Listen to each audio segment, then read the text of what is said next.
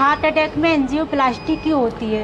Heart attack के मरीज में एंजियोप्लास्टी क्यों करते हैं, ये मैडम जानना चाहती हैं। तो मैं इसके बारे में आपको डिटेल में बताऊंगा कि एंजियोप्लास्टी क्यों होती है, एंजियोप्लास्टी कैसे करते हैं और एंजियोप्लास्टी में क्या डालते हैं। तो एंजियोप्लास्टी की नौबत क्यों आती है? जब मरीज चेस्ट पेन करके हमारे पास आता है और हम ईसीजी करके ये प्रमाणित कर लेते हैं कि मरीज को एक ऑनगोइंग हार्ट अटैक हो रहा है, अर्थात हार्ट की मसल को ब्लड कम मिलने के कारण हार्ट की मसल मर रही है, तो मरीज को एंजाइना का पेन हो रहा है, जिसकी वजह से मरीज तकलीफ में है और थ्रॉबिंग पेन बता रहा है, जॉ में पेन बता रहा है, लेफ्ट शोल्डर में पेन बता रहा है, ईसीजी में क्लासिकल चेंजेस आ रहे हैं, एसटी एलिवेशन आ रहा है, तो आप क्लियरली समझ लेते हैं कि मरीज को ऑनगोइंग हार्ट अटैक है। पहले क्या करते थे कि जब हार्ट अटैक आता था तो ब्लड क्लॉट जो ब्लड वेसल में आ गया है उसको घोलने की दवा दे देते थे, जिसको थ्रोम्बोलिसिस कहा जाता था।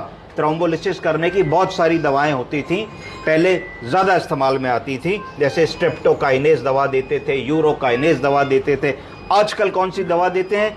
टेनेक्टापेस टाइप की दवा देते हैं, उनको टिश्यू प्लाज्मिनोजन एक्टिवेटर्स कहते हैं।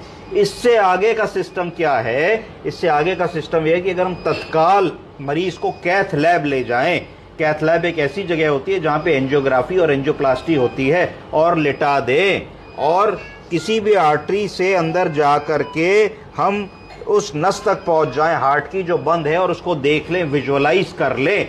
इसको देखने की प्रक्रिया को कहा जाता है एंजियोग्राफी। एंजियोग्राफी तो देख लिया हमने कि हार्ट की सरकमफ्लेक्स आर्टरी 90-95% बंद पड़ी है, इतना बड़ा उसके अंदर क्लाट जमा हुआ है जो ब्लड को नहीं जाने दे रहा है। तो उस रक्त कोशिका से आगे जो खून जा रहा है वो रुक गया है, और रुकने के कारण हार्ट का वो हिस्सा ऑक्सीजन की कमी के कारण गड़बड़ हो रहा है, उसकी मृत्यु हो रही है, उसकी कॉन्ट्रैक्टिबिलिटी खत्म हो रही है। तो तत्काल हमें क्या करना होगा? हमें उस क्लॉट को हटाना होगा, हमें उस रास्ते को खोलना होगा, हमें उस बंद रक्त कोशिका आर्टरी को रीवैस्कुलराइज करना होगा। क्या करना होगा?